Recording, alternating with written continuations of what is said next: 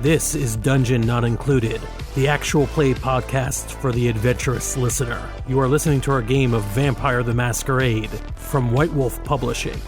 Frank is your storyteller. Alex plays Merryweather Quackenbush. Brennan plays Lex Deluxe. And Red plays Charlie Clark. Our theme music is by Seamus Ronan. Welcome everyone back to another game of Vampires in Vegas. I'm your storyteller, Frank, joined, as always, by our players, Brennan, Rebel, and Alex. How is everyone doing this week? We were off last week. We were. Thank you. Yeah. I appreciate that. That was all my fault, and I appreciate you all letting me get off the hook for a game for a week. But I got to meet my niece, which was totally worth it. Yay! Yeah. Nice. Yeah. Very good. I don't know if I sent a picture in the chat. I should have. I will. She's adorable. She did everything that you want a baby to do. She ate, she pooped, she grabbed at things. So she's doing it all. Nice. 2 weeks ago, she wasn't here, which is so wild. But yeah. And now she's almost ready to roll dice with us. Mm-hmm. She maybe can grab next week. Dice. Yeah, that's awesome. Well, congratulations. Thank you. For doing the really nothing. Nothing at all. I drove my car for there. 8 hours in one day. That was it. I did 4 hours up and 4 hours back. There you go. Totally worth it. Great. I will say I could have used the time because it is the end of the semester and things are getting wild. As they tend to. I'm glad you were able to use your time wisely as well. Frank, Brennan, what did you do with your time? Anything? My time?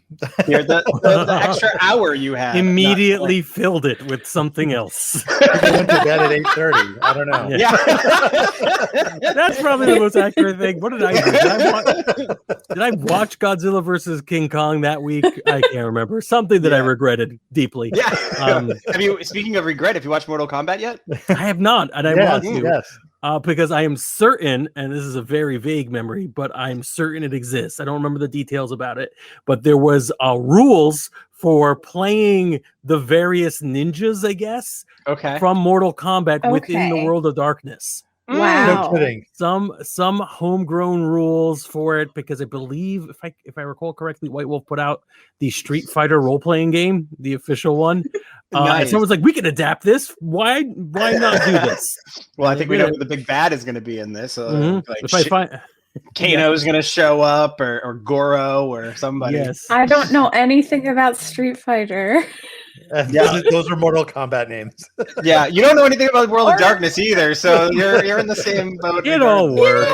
Yeah, that's true. That's been your shtick since the beginning of this. Y'all are old, is I guess very true. Incredibly true. We are very old. When did that first movie come out? 1995. Yeah, I was 10. I was 94, 95. not even born yet. Yeah. Yes, Rebel was -2. I went to Scam Goody to buy the cassette tape. Nice. But I'm just pointing this out there. I'm just throwing it out there. If you were -2, that means you could theoretically have been conceived during Mortal Kombat Annihilation. So this is a great time to remind everyone we have a private chat in case you need to X-card anything. Not to make light of it, but yes. That is actually an stupidly okay segue. Last time we played, we revealed an evil snake cult, and it's his machinations and what he wants to do with Las Vegas. But things are going to get probably a lot darker for our vampires in the World of Darkness game we're running. We've talked about this a lot, about how we are playing bad people, or potentially some of us may be playing bad people, or creatures that are forced to do bad things to exist. Merryweather is the bad people. Merryweather is the I am not the bad people. Merryweather's just trying to get by in a city that's literally the city of sin. Yeah. Just saying. By systematically murdering poor people. Yes. Did we walk that back, or are we going to walk that back? As in, systematically draining people of blood, but not necessarily to kill them. But if that happens, oh well. I think, I don't know, which one do we like better? Do we like Merryweather just offing people and disappearing them, and that being part of a network that does that? We could certainly have... It's not World of like Dusk-ish. It's World of Darkness. So yeah, we're going with that. He's the bad one. Fair. Okay. He's part of a bad system. Yeah. All right. Well, that's fine. So yeah. All right. Good. So yeah, we're gonna unpack a lot, and then we're picking on Merryweather, but a big piece of this game is probably everyone having to face their own monster at some point or another. Yeah. Yep. So, which is going to be interesting. Just as a recap for those listening in podcast land and watching us streaming on Twitch and on Facebook, last time we played, Sir Reginald Rogers, revealed himself to be a member of the Followers of Set, an air quote, Followers of Set, a weird snake cult of vampires. He considers himself amongst the most ancient of vampires, or at least amongst the bloodline of the most ancient of vampires. Yada yada yada yada. World domination, and he tried to recruit our 3 vampire players, and they were less than impressed, mostly. So I think right now is what are your next steps? We joked about a couple of things the last time we played, but we haven't really decided on what we're gonna do. Well, I assume we need to go and discuss this. Yeah. Oh, absolutely. Yeah. Have we not had a game? Rogers can't hear us. Yeah, have we not had a table game? We did roulette last time. Oh, that's right. Yeah. But wasn't he with us when we played roulette? I believe he was, or something. No, it doesn't really. No, he was with us when we played blackjack. You're right. Yeah, roulette was after. Mm-hmm. Yeah. Mm-hmm. So yeah, we could continue that roulette game, or we could actually just have a conversation like civilized vampires, whatever you like. We could pick another game of chance and see what you're doing during that. I would love it if these got more ridiculous every time. We're playing Go Fish. Yes. I love that. For money. I think that canonically Charlie has just decided to start giving us like more child games as we go along, because it hopes that Merryweather will eventually pick up on them. So like, oh my, last next is Old Maid, then Crazy Eights. Candyland is showing up at some point. Just for sure. There's no mechanic to that game. That game is a predestined game. The minute you open the deck, you don't shuffle. You like there's nothing other than you flip cards. So, well, we can make it more interesting by betting on the colors. So. I kind of love that. Looks at Merryweather, puts Monopoly away because it's too complicated. Merryweather's looking at it like, ooh, Monopoly. I feel like this is something that I might actually be good at. I was about to say, yeah. And then you put it away. Like, oh, she's scared. You know what? You put it away because Merryweather wouldn't get the spirit of the game. Which is the whole Monopoly isn't really about glorifying the monopoly. It was originally an anti-capitalistic. Listen, I don't want to get into this. So yeah, we discovered that Charlie was basically a pro-union vampire who's trying to unionize the cultists, I believe. And yeah, there's a lot of things going on. I did convince at least one of them. Like one of them had the big revelation that they're the world, not the snakes. So. That's right.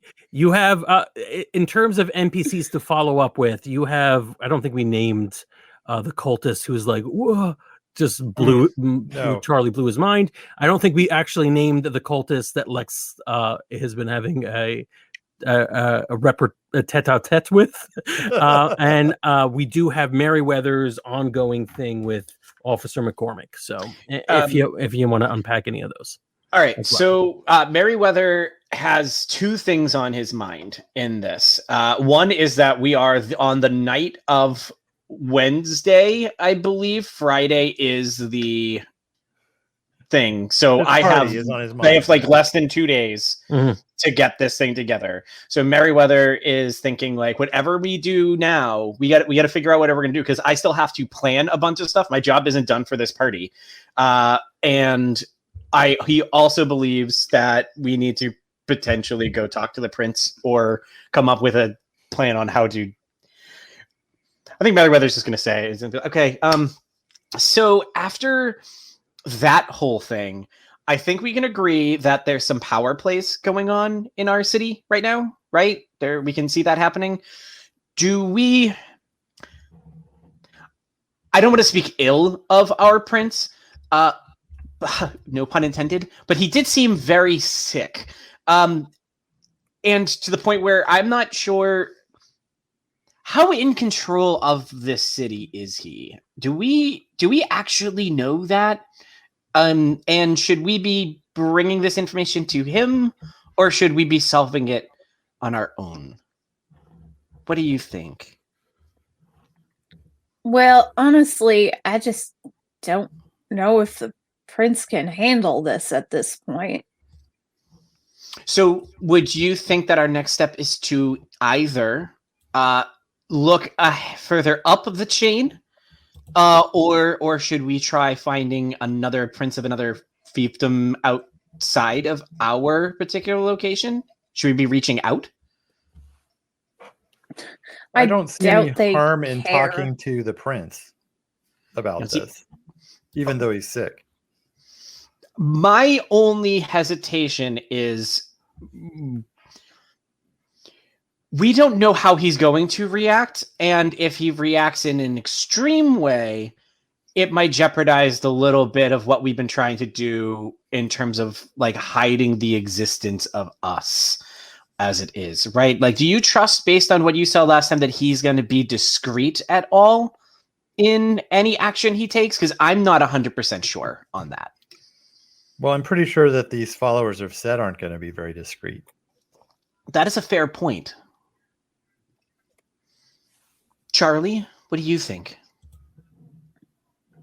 I don't know. I don't like the idea of these cultists running around this city, murdering I agree. people willy-nilly and all that. So I think it needs to be handled. My question is, last time we saw the prince, he was so sick, he didn't even show up to our meeting. The goon squad was there. Will he have the manpower to take down this cult? Should we be enlisting the goon squad? They're the closest to him. But can they handle like older vampires like Sir Reginald Rogers? Are you saying we should do this all on our own? Do you think the three of us can handle all of them? I think we need to think strategically. I think we need to come up with a plan before we approach the prince.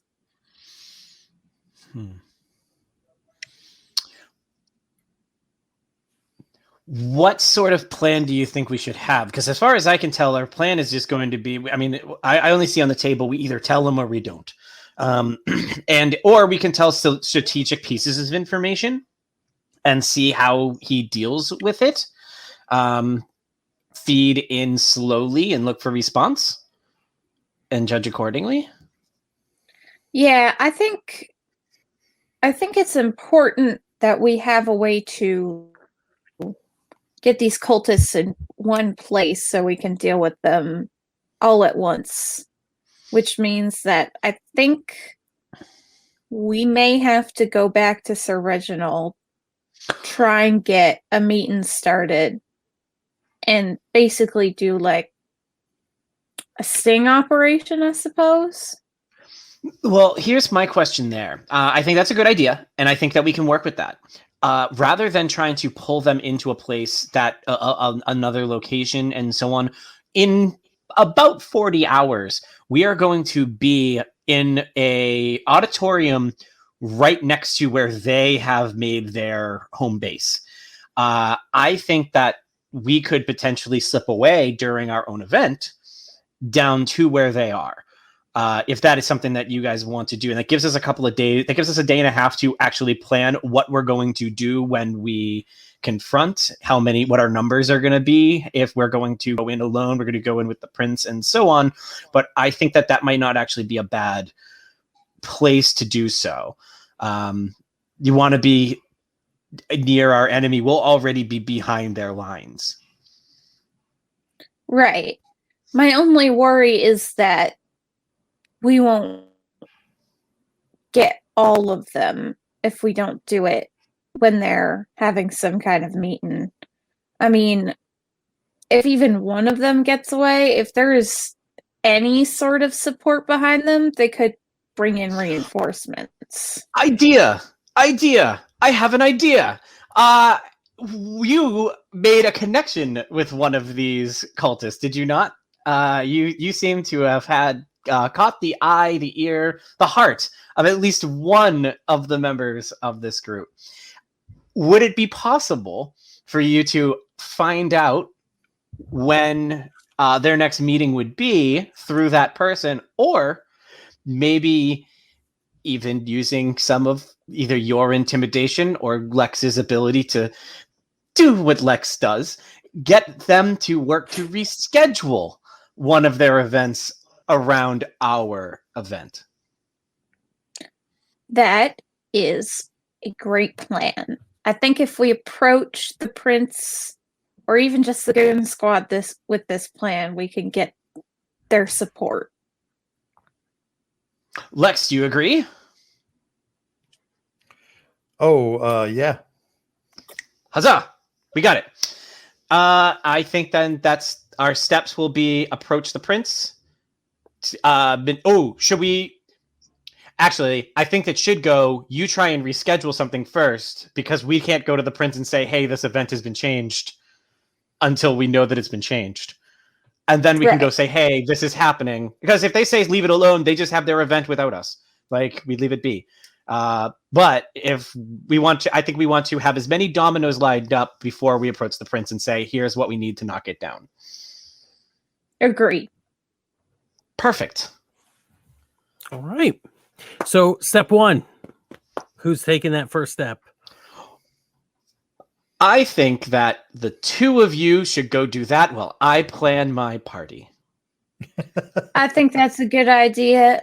I am not great at talking, so Lex will be helpful. I think both of you together will be able to, because while you might not be the most verbose, the most loquacious of the group, I think that they are going to recognize you and your from the speech that you gave them earlier. I think they're going to respect your game, as it were. All right. And and Merriweather just invented that phrase. Yeah. Trendsetting. Yes. Okay, great. So we're running out of Wednesday night. Thursday would be the first time most of you would be able to interact. You can try to push it and do some stuff Thursday morning, depending on your humanity, of course. But also, if you're dealing with another vampire, would depend Might on as their well do it at night. Yeah. Yeah. So anything going on Thursday morning that I should be aware of? Merriweather is giving a checklist of things to Lucius, and I'm going to, in our app through Discord, send you at least one request for Lucius while this is going on. I would say it for the audience at home, but I don't want the other people in this group to know exactly what's going on. So unless there's a way to mute them so they can't hear anything, I know it'd have to be a direct. I think it's a direct message. And don't worry, I'll just send you a message with what I would like done. All right. Okay. Mysterious. So TPK. What does that mean, Alex? Total party? Doom walks full and everyone dies. All right. So any other activities going on in the morning, or anyone setting things up? Okay. I do have. Yeah. Sorry. Yeah, I'm going to set up a party for the next night to invite people to. So. All right. Sounds good. What kind of party is it going to be? Wild. Yeah. Like what location? What are the details? I know you're not. I think we'll work it out in somebody's penthouse hotel room. Okay. Nice. It's going to be a drug-fueled, crazy time. Excellent. And do you send an invite to your mysterious yes, potential paramour? Yeah. All right, so give me some details on this person. We didn't really establish anything about them, so you can fill in the blanks. Sure. He was definitely the cutest one there. Cute.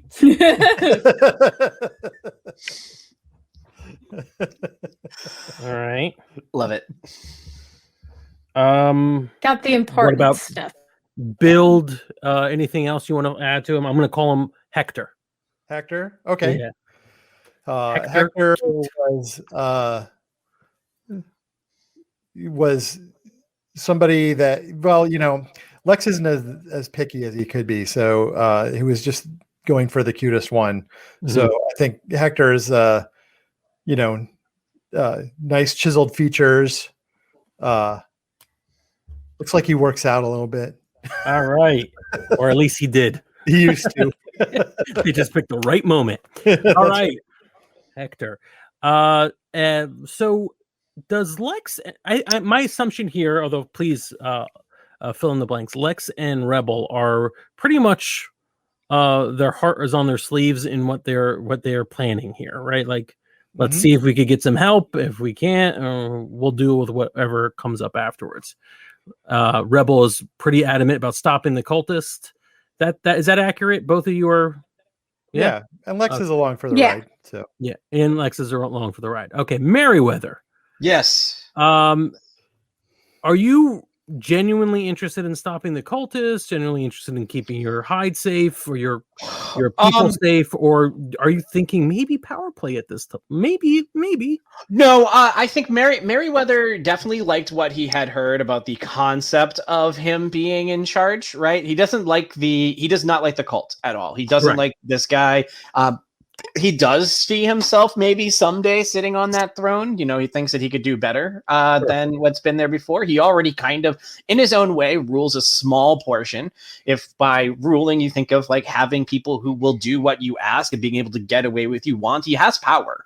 And I think he would like more. But I think that no matter how this plays out, he sees potential endgame for him. And since his friends are working towards one endgame, he's going to work towards that one as well. Perfect. If that makes sense. If they had no sway in this, or if they thought the other way, he'd just go with the flow with his buddies. Right. He does care about these two. So maybe a little seed of corruption. 100%. But it may not bear any fruit. Right. Yeah. So I'm waiting for that list from you, but Lucian will get to it when he does. It is Thursday evening. Sun goes down, and you awaken, or in the case of Rebel, you're done drinking. Oh, in case of Charlie, you're done drinking coffee, and the other vampires have awakened. Sorry for the small novel I just sent you, but I'll take a look. Yeah, no rush. Yeah. So what do you? So I guess the party invite Hector. Hector. I think you guys exchanged numbers, and it's probably a pager. And he pages you back and says, "Can't wait to be there," in whatever passes as early leet speak. Just abbreviations because it's a pager. Yeah.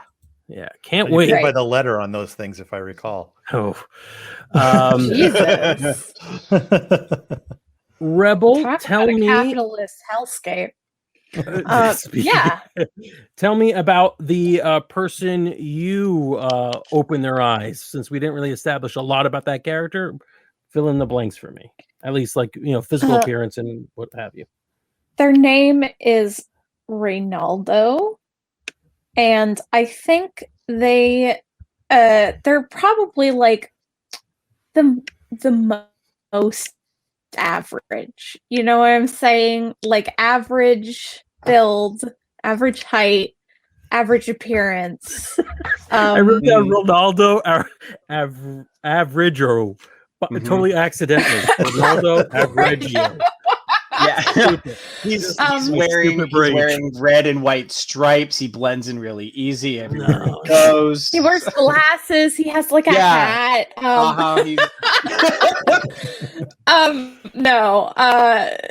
But I think like my guess is the way Reynaldo got spoken to was because he has probably been part of organizations where he got screwed over before, like maybe a pyramid scheme or something. And now he's joined the vampire pyramid scheme. Yep, within an actual pyramid. Yes, exactly. Yeah. and he just realized, oh shit, it's happening again. I love that. All right. Okay. And how? I don't think you exchanged any information with that person at all. So how are you going to try to find him? I mean, I've got pretty good investigative skills. I know it was like a secret cult gathering, but I can always like try to track him down. Okay, let's do that. Let's see your investigative skills in practice. You could do a perception investigation. All right. See, this is actually more Charlie's wheelhouse because Charlie was not used to working with evidence in her day. So I have a weird mix. Not the kind of evidence we think of now. Oh yeah, this is definitely man hunting, right? I'm kind of mixed on this, Alex. I answered your message in the private chat. I'm sending you a possible compromise that makes sense narratively. If that makes two things I want to bring up. One, World of Darkness of all the games is the most note-passy of games I've ever played. Good. On the other hand, though, because I'm a modern, mature gamer, I also feel like this would be fun to say out loud because this is pretty awful what you're doing, and I love it. I want to share it as soon as possible, but I don't mind if it waits a little bit. And we can cut to another scene where you and I can act out Lucius and I, and we'll do our perfect. Okay, I love it. I don't have my chat up. I heard the dice roll. I got 0 successes. Yeah. So all right. So since this is going to be very anticlimactic if you just don't find him at all, instead you don't find him in a way that is beneficial to you. So in other words, the sort of tables have turned. You're looking around trying to see if he comes and goes. He seemed like a low-ranking cult member. The thing that makes the most sense, I think, maybe stake out the Luxor and see if he has to do errands, vampire errands, first thing when you wake up. You actually do see a cloaked figure leaving the Luxor and almost the right build, and you've been there for a while, so you might want to just sort of narrow it out, get rid of that option. And do you take the bait? Well, I think it's more interesting if I take the bait. So yes, I will take the bait. Yeah. All right. Yes. So you follow this person at a respectful distance because you're not new to the game, and he actually walks into one of the alleys towards near the construction equipment where the big artificial like plywood walls are up to kind of stop people from seeing the Luxor until it's ready. And he goes into one of these little narrow alleys, and you again are not stumbling headfirst into this. But the individual stops and back to you, and you hear the sound of a rifle clicking, as if like safety off. The hair trigger is ready to go. Mm-hmm. It is not the person you've been tracking. Obviously, his back is up to you. His hands are up. Right. I will put my hands up and say, may I turn around? Very, very slowly. I do it very slowly. When you turn around, there is another person, mask and shadow. Do you have auspics or any kind of heightened senses that I don't think your character has auspics. So another person. No, I'm just strong and fast. Dressed in military fatigues, mask, goggles on top, kind of a black, not a camo thing, but like urban military fatigues, with a high-powered rifle aimed right at you. Maybe similar in, you know enough about weaponry that he looks similar to the gear that one of the guards inside the Luxor had, if you remember from the last game we had. And he says, looks like the invite didn't quite work for you, but you're still hanging around. Yeah, I came to talk to some people. I'm not all in yet, but there's some things I'd like to discuss.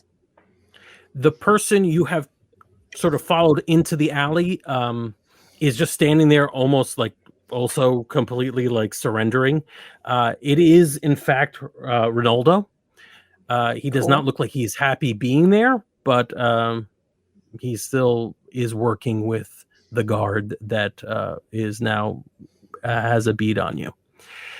Mm-hmm. You know what I really don't appreciate with people like you?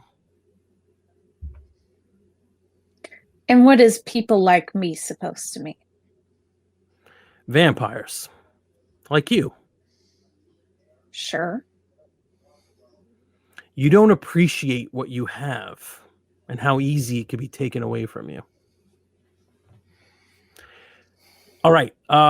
Let's do a perception alertness check. Not my best skill. The detective.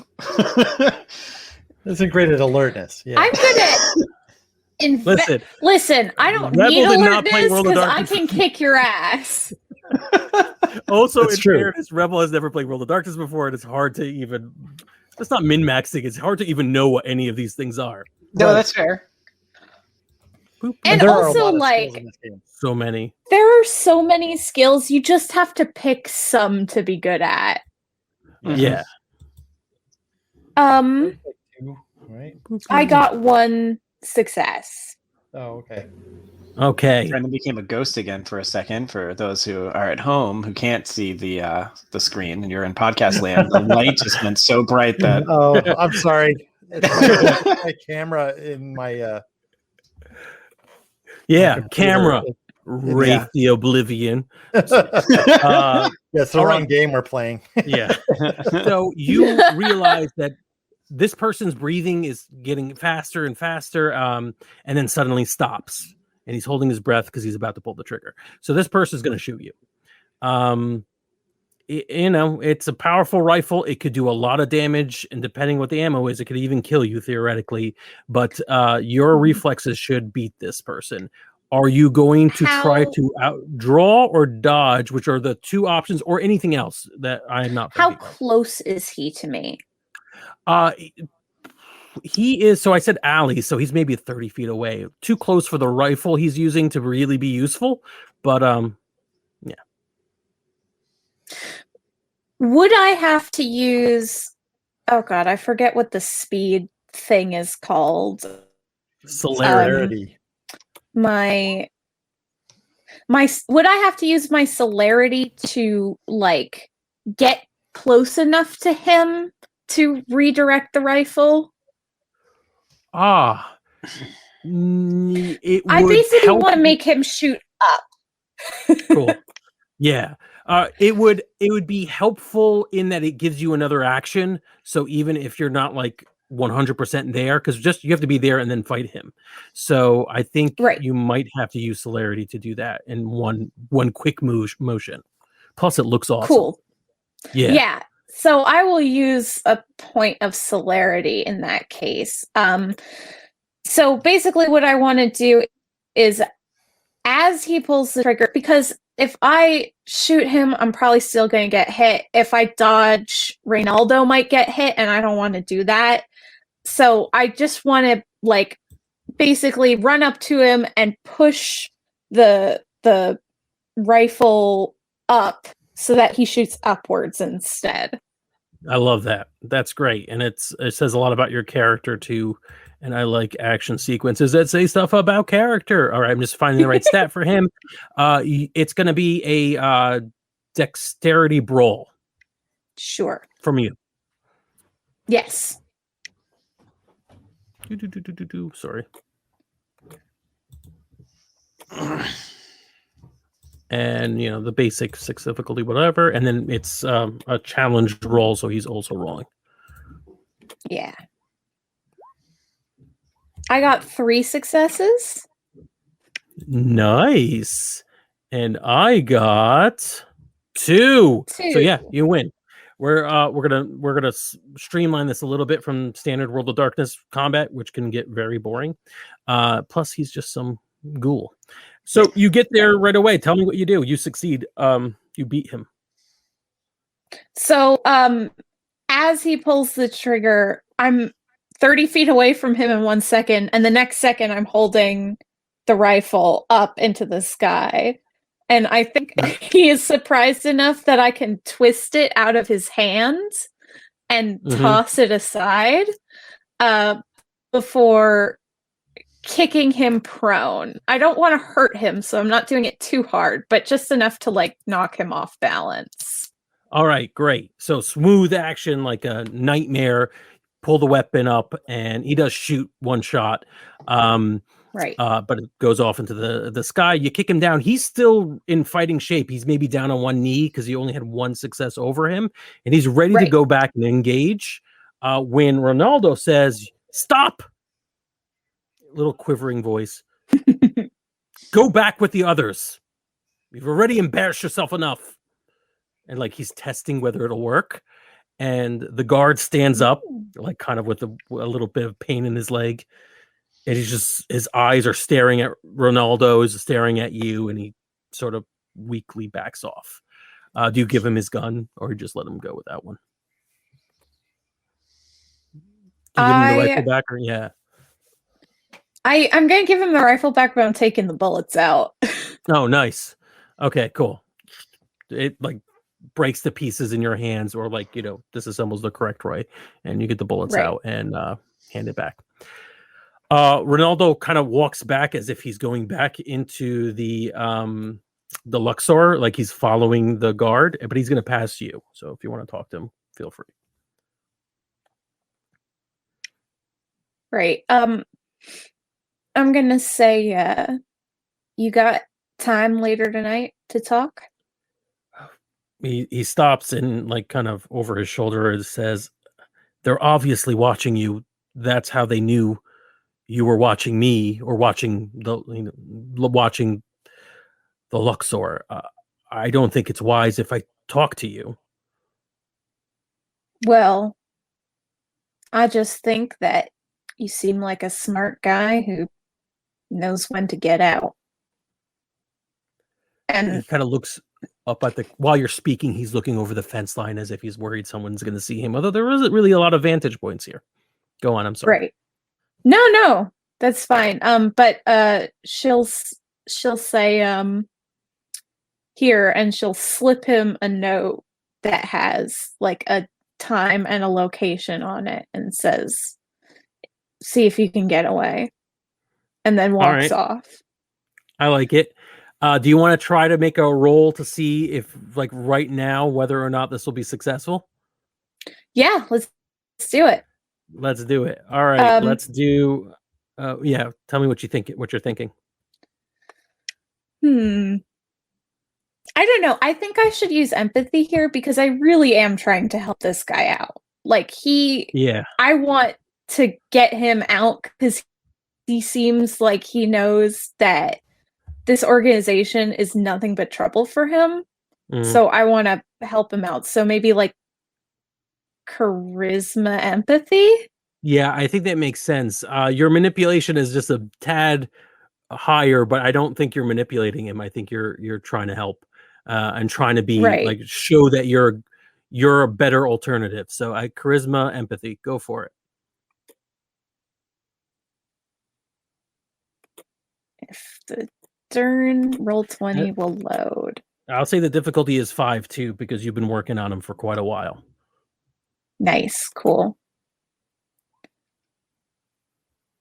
And 2 successes. Nice. All right. He grabs the note, kind of looks at it, stuffs it in his robes, and you feel pretty confident that he's gonna follow up. All right, cool. And while I decide where and when I put on that note, we can cut to somebody else. Yes. All right, Lex, you have actually, you tell me about this penthouse and the party that you got going on. You are muted, Brennan. It's somebody I know from previous parties. So, he was willing to let me use the penthouse so long as he can be there. Nice. So. All right. Very good.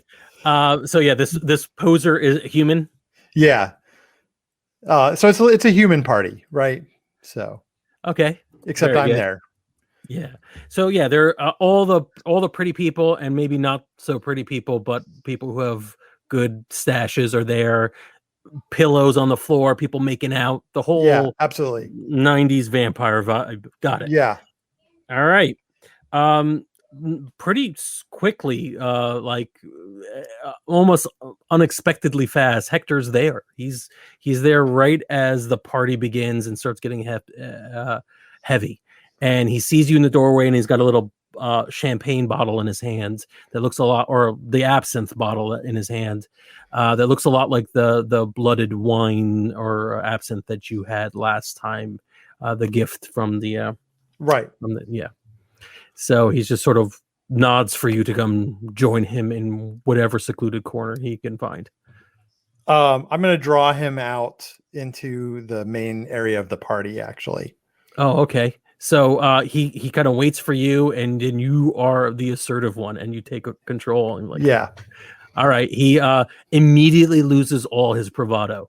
Like he had definitely psyched himself up for this. He's like, yeah, this is gonna be fun, and then you just took it away.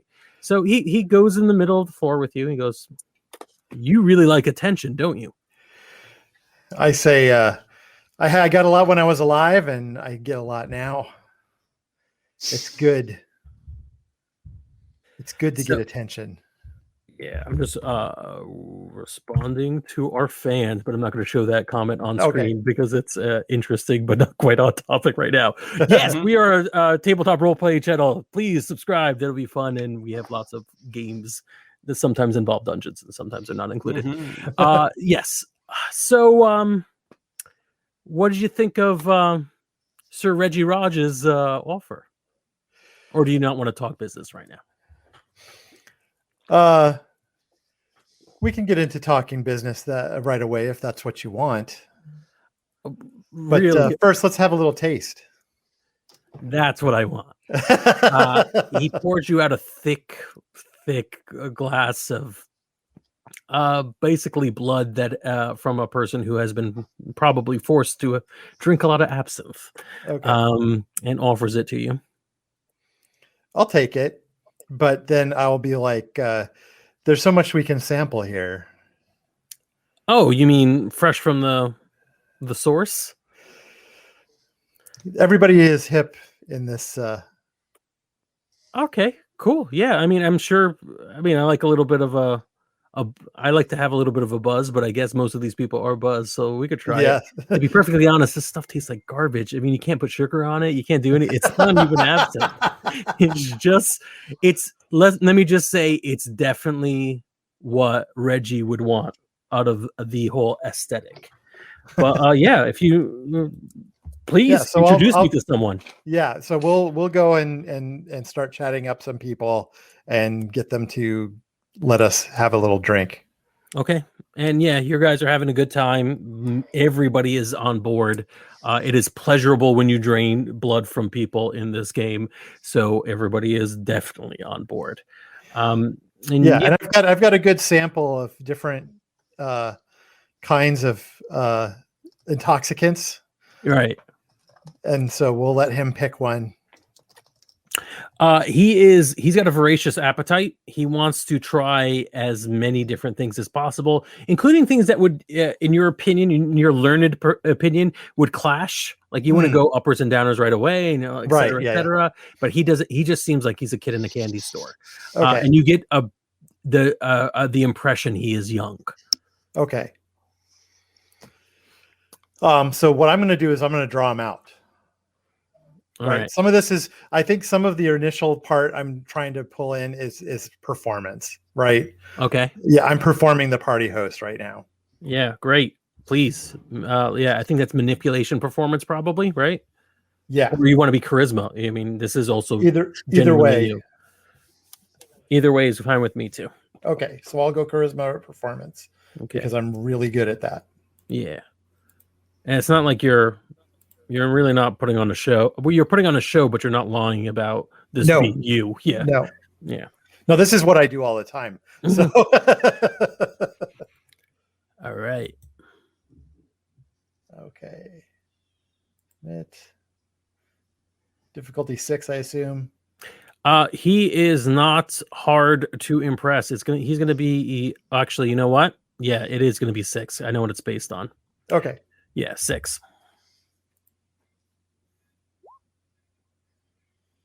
Okay, that's 4 successes. Nice.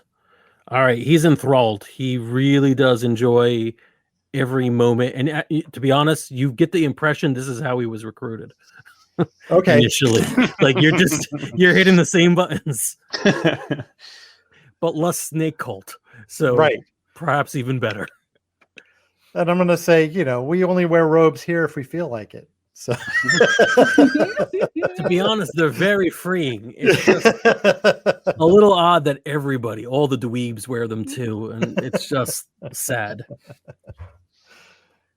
So I'm going to basically use this opportunity to get information from him about Red and about the snake cult that they probably wouldn't want me to find out.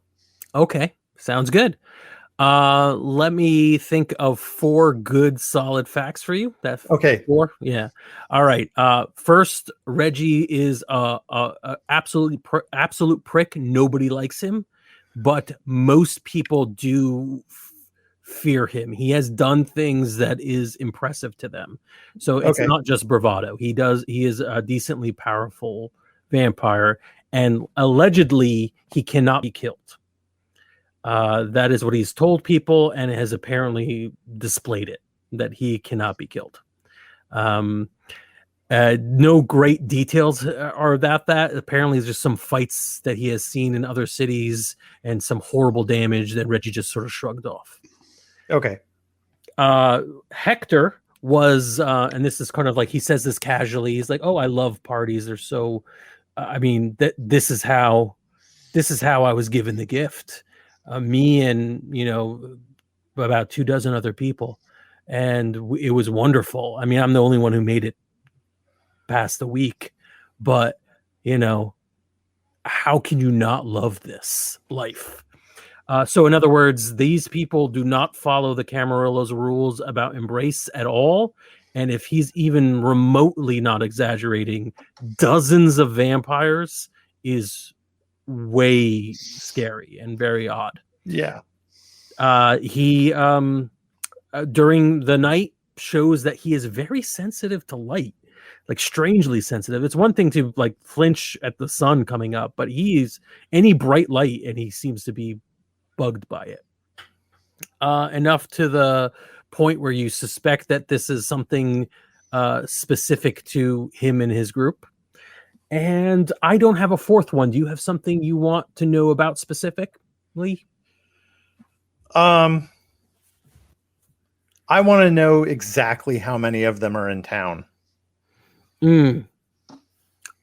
He says, so yeah, again, through conversation throughout the night, he names about 10 different people.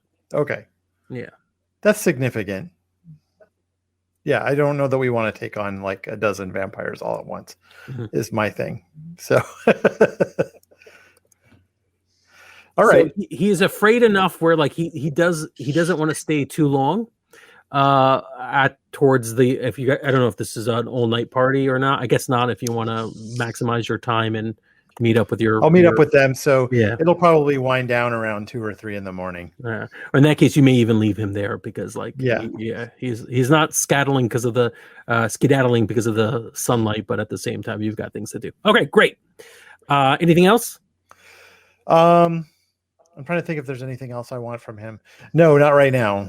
Okay. Yeah, I think I got some good information. All right, so let's do this. Alex, Meriwether. Yes. Yeah, Lucius is ready for your order as soon as he's probably working on some of it. We're doing a full on like West Wing style walking and talking, while we're going. Meriwether's just rattling off stuff and expecting. Lucius at this point is writing everything down as they're doing so. He's like, so did you get the caterer? Yes, we did. Perfect. 5 stars. We had that 4-star person, but then you told me to go up. You're the best. Yes. Do we have all the equipment ready for when Lex does his big performance? We do. All the equipment is set up. Obviously, Lex and crew have not tested anything yet, but I don't expect them to. No, yeah. Historically, they just get up there, and I mean, we've seen Lex do entire concerts completely out of tune. But that's that's part of the charm, right? And that one time when there was no power to the electric equipment, and it wasn't enough. Oh yeah, it was a terrible concert, but people liked it, so just go with it. Mm-hmm. So the vineyard. Have we got our wine? Do we have our wine list for the night set? Yes, we do.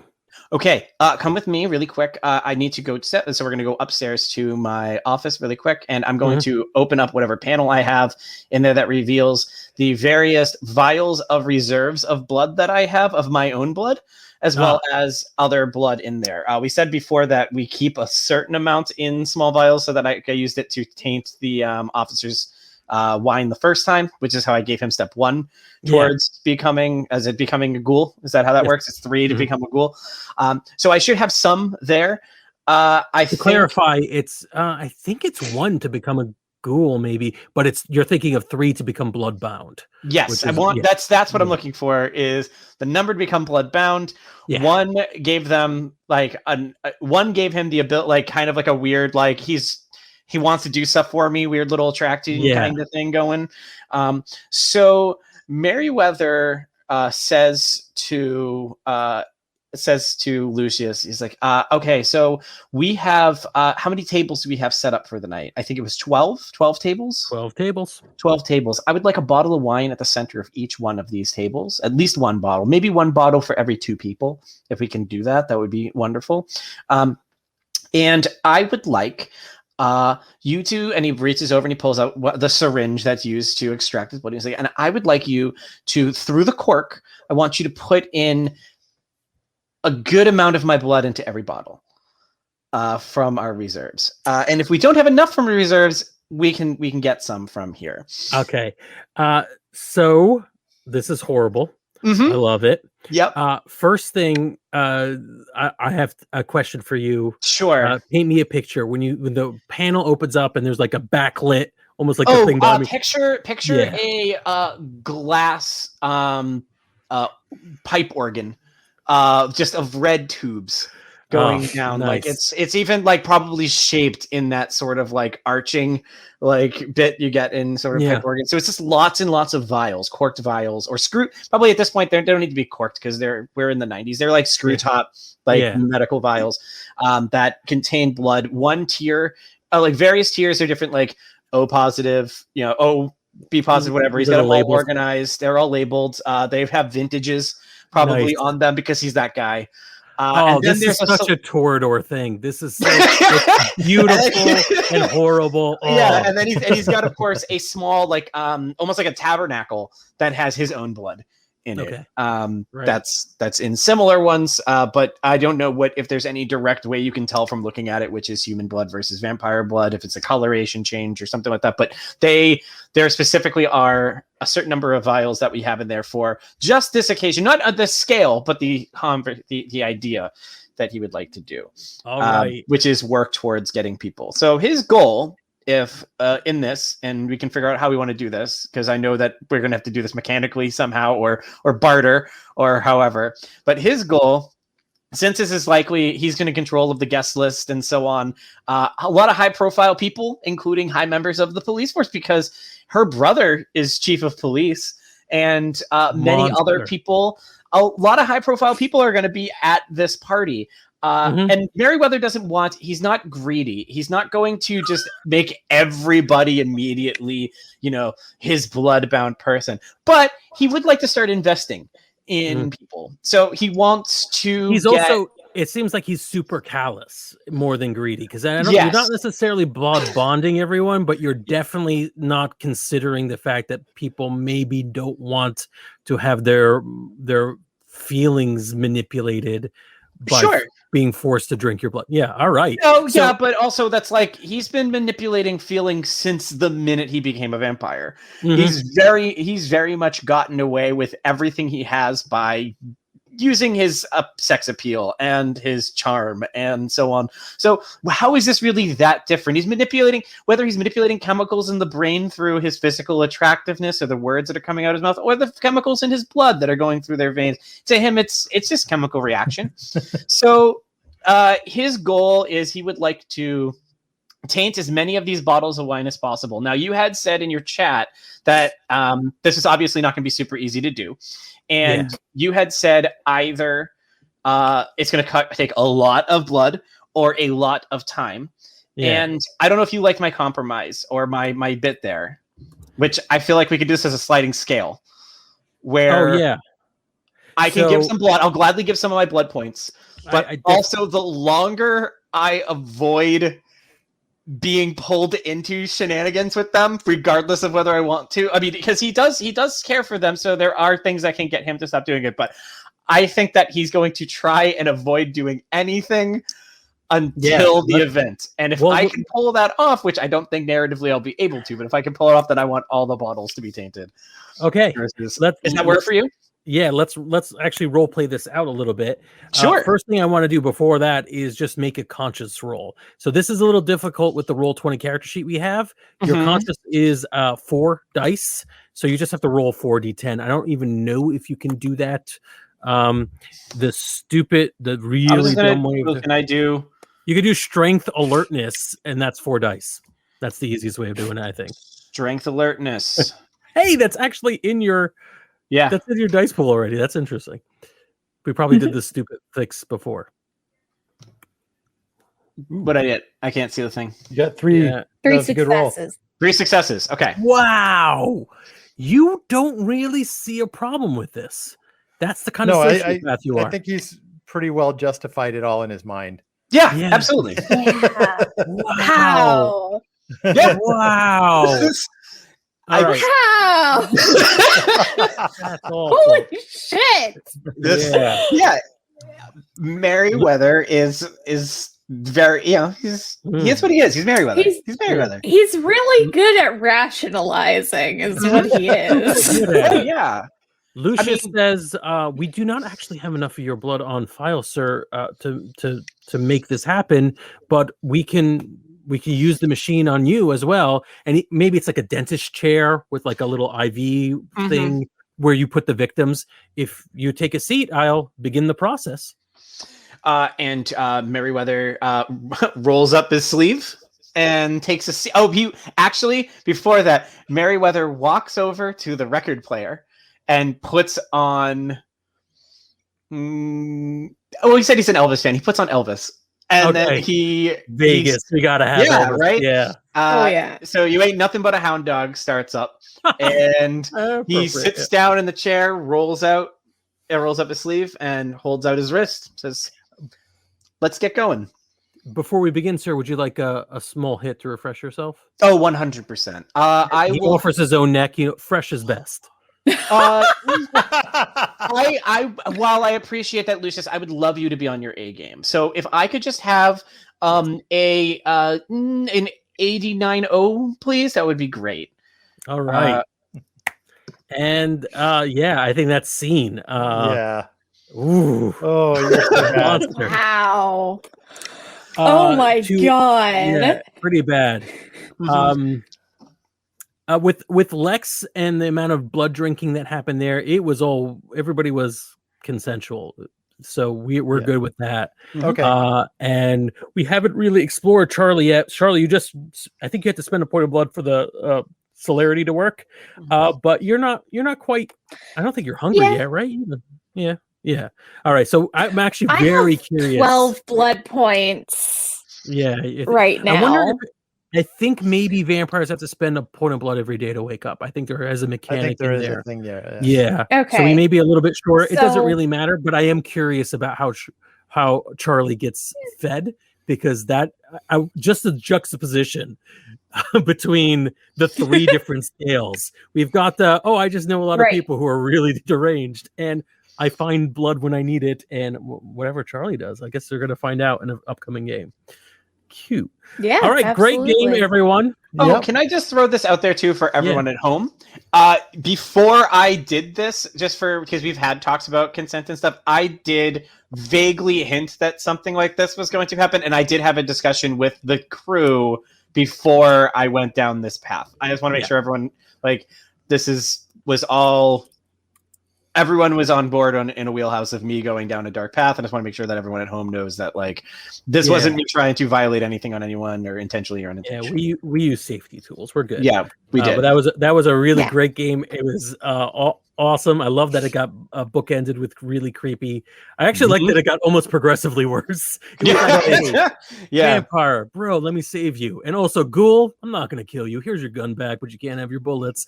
That was like the most Superman way of dealing with a bad person. Then there was consensual creepiness, but hey, whatever. Everybody was okay on the same book. And at the very end, no humans were harmed in that scene. But it was super creepy. Oh, monster. All right. I mean, that's the reason that Charlie has ate humanity, right? Yeah, absolutely. Well, here's a question, and maybe this is something we explore later. Since we don't know where Charlie's been getting their blood, is it possible that just Merryweather hooks her up? It's possible. Charlie doesn't necessarily know where it comes from. It's certainly possible. And Rebel, you could speak more than we can, but I actually think it would be fun to see how you do this in a way that isn't that's true. Eating, know? That's right. Yeah. No, I think that if it is offered, Charlie will take blood, like that scene earlier when they were all in the hot tub together. Yeah. But she can get her own blood. She generally does. And I think has for a long time. Maybe when it's offered, there's the maybe conceit that, well, my friends aren't monsters. Right. They have a way of gathering it, but I'm sure not. There isn't a bunch of corpses in the back. And I can't wait for that shoe to drop. Honestly, I don't think Charlie would necessarily have a problem with the whole blood drive scheme. You know, where it's just here's a random blood drive car outside of this party, and we take a pint and you're fine and off you go, right? That wouldn't bother her, because they don't know what it's for, but also nobody's getting hurt, right? That is not how she gets her blood, by the way. I have an idea of how she gets her blood. Oh, that's good. I can't wait to find out. All right. Thank you all for watching us and listening to us. Subscribe to the podcast on the podcatcher of your choice, and subscribe to us on Twitch if you can, because that's how Daddy pays the bills. It's just getting worse and worse. Yeah, seriously. Good night, everybody. Yay. Hey there, we hope you enjoyed this episode of Dungeon Not Included. If you did, please tell a friend and leave us a 5-star review and encouraging comments on iTunes, Stitcher, Google Play, or wherever you get your podcasts. It really does help spread the word for new shows like ours. You can follow the latest from the Dungeon Not Included crew on Twitter at DNI Crew, and over at Facebook at Dungeon Not Included, or at our home on the Non-Productive Network at Non-Productive.com/DNI Crew, where you can find articles, character sheets, and Patreon exclusives, as well as our latest episodes. Thanks!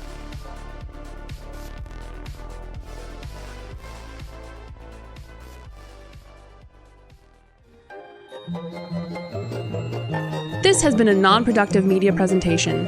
Executive producer Frank Hablawi. This program and many others like it on the Non-Productive Network is distributed under a Creative Commons Attribution Non-Commercial No Derivatives license. Please share it, but ask before trying to change it or sell it. For more information, visit non-productive.com.